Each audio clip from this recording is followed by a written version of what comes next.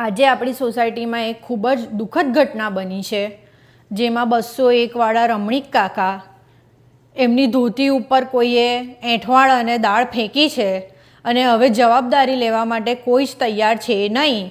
તો એ નક્કી કરવાનું છે કે કોના વોશરમાં આ ધોતી ધોવાશે, અને જરૂર પડી તો સબૂત દોર ઉપર દરેક જણના ઘરની દાળનો કલર મેચ કરવામાં આવવાનો છે.